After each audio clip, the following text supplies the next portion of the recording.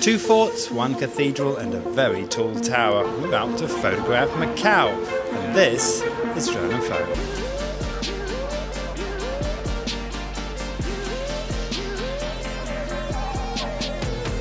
Well, Andy, we're here in Macao for your last two pictures. Last day today, flying out tonight. It's going to be a very different type of challenge. You've got two more pictures to get.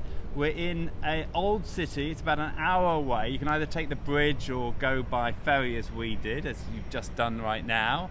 A day trip, lots of really nice old architecture to photograph, and a lot of walking to do because we're going to be on our feet all day long. Very different type of walking than we did yesterday. How are you on that? Yeah, camera in hand. No drone today. No drone, but looking forward to this. Looking forward to getting some tips later on just on the lines of the architecture, because I've done the flower market, I've done fireworks, I've done the parade in the dark, but I've not done this yet. So this will be an interesting one. But a couple of tips later on, DJ, if that's all right. Yeah, and there may be some good people opportunities as well. And if we get a chance, we're going to get up a tower to get an overall look. So two more pictures today, and then we're done.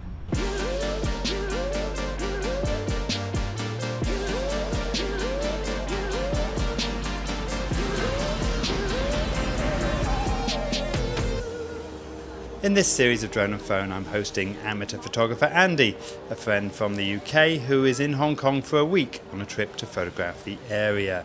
Each episode, Andy will attempt to get two great pictures he can hang on his wall back in London. In this episode, we have left Hong Kong to take a short trip across the Guizhou estuary to Macau.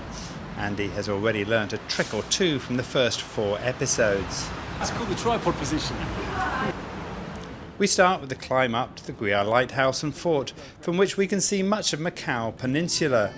With a high vantage point and thick cloud above, Andy is struggling to get a picture. Andy's been using this, about a 16 or 18 to 270. It covers everything, and in this kind of light it's fine. The light's very flat today, so I'm going to suggest that you go on the long lens and then just kind of pick out things rather than trying to get too much sky that's going to make it look a little bit boring. Okay, I'll have a go. After Andy has shot every conceivable angle from the fort, we descend into the heart of the old city, vying with swarms of tourists to reach the ruins of St. Paul's, possibly Macao's most photographed building. It's a fantastic looking thing, but it's very one-dimensional, it's very flat, and there's so many people around. Trying to get something that gives it a bit of meaning and a bit of life, it's really hard. Come on then, genius, tell me how to do it. I'm going to show you how to do it. Oh, just watch the master at Come work. on then, come on then.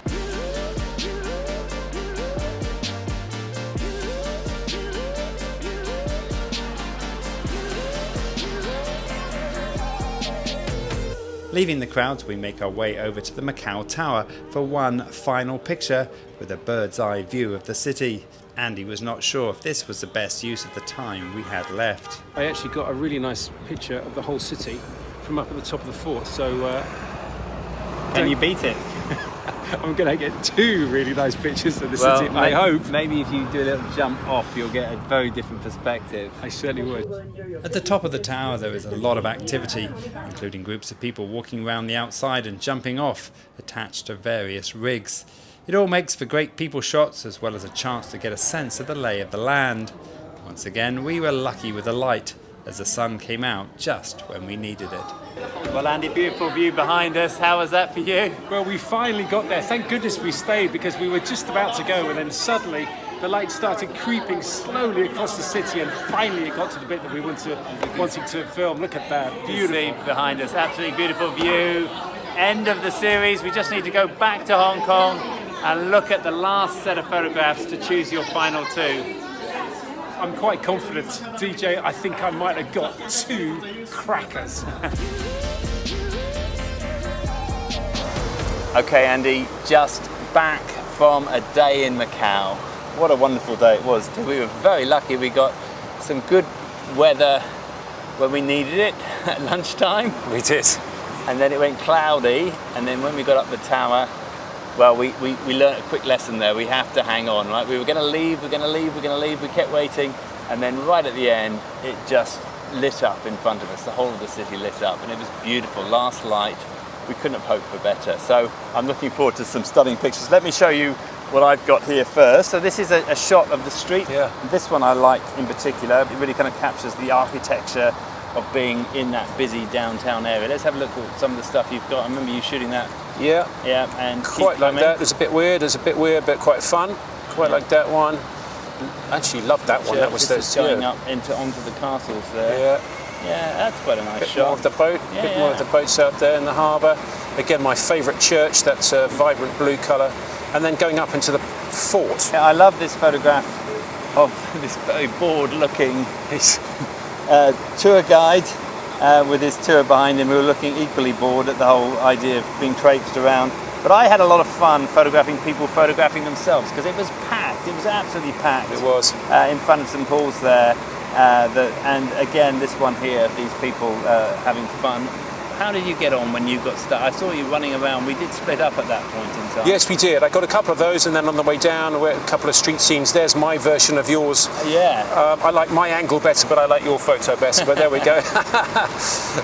Quite like that one. I mean, it's very packed. There's some really, really narrow streets, and still celebrating Chinese New Year. And then I come into some of these. Again, trying to frame it wasn't particularly easy. I was just trying to do the actual facade, whereas you've gone for something a little bit more clever and special, and it does look good. Well, I mean, everyone photographs this building. It's one of the iconic landmarks of Macau. So I was looking for something different. I did get some nice ones from up at the top, and you'll have those as well. When you get on sideways and you see how thin this facade of the remains of the church is. Yeah, I like that one. Just let me talk about this one real briefly, because I quite like the idea of this, just because it looked like the facade is the facade, and then at the back of the facade there's a block of flats. Yeah, well, this is what I like about this, is that you're comparing the architecture, the old and the new, next to each other. And this was straight out the camera, and it was using the panorama mode, and I love this. And you can see the sun coming out and lighting it up here. Yeah, that's a beauty. Yeah, I like that one. I've got quite a few of these. I've got a fascination with this townscape. I absolutely love those. Similar one to you, I guess, but yours is a little bit clearer, a little bit brighter. A bit more of the town. Do you have a pic? Do you have a pic from this morning session? This one. Okay. Yeah. Just because I'd like to live in the block of flats that's stuck in the back of the facade. Okay, let's move up the tower. So we got up the tower, and again, an iconic picture. A lot of people do that as part of a trip, and lots of things to photograph, but we were trying to concentrate on doing something a bit different. I love this image of this little girl looking up at this guy. And we get this panorama. It's great to shoot down as well as shooting across. I'm sure you've got some of that as well. That's got nice of these. I have a little bit hanging out. Yeah, mainly people though for mine. This lady, I have to say, she was so cool sitting on the edge up, but it was 300 meters up or something ridiculous. Enjoying the view. Yeah.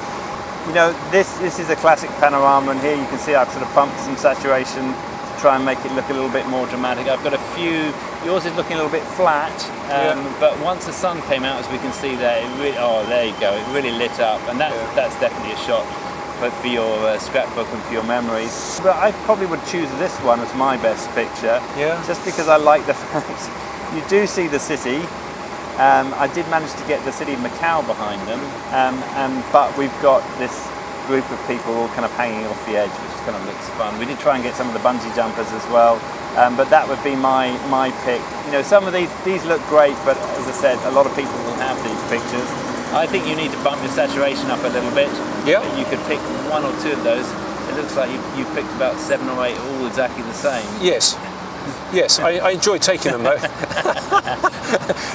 And DJ, about 5,000. Yeah, DJ, this is probably about 2% of the actual ones that I took in the day. But I mean, for me, I don't have this picture, and I absolutely love it. So I know that the more artsy ones look great, but I'm going to stick this one on my wall, I think. Okay. Right, there's our 10 pictures. I hope you've enjoyed this series. Andy, thank you so much for coming and joining us. Thank you. You're actually on a flight, we've got about half an hour to go and get something to eat, and then you're going to be up to the airport and off you go. Winging my way home, indeed. It's been fantastic. Thank you. I'm hoping that these pictures on your wall is going to make your house a little bit more cheerful and bring some happy memories. Now, if you like this show and you never want to miss an episode, please like our Facebook page on facebook.com/drone and phone.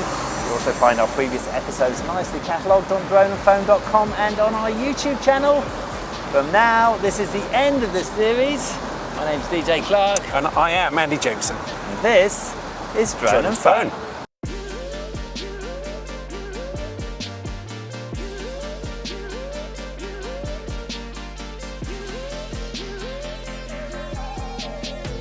DJ, the windows are dirty. Could I just ask you to nip out and give them a little bit of a polish just to clean it up? I'll get a much better picture. Thank you.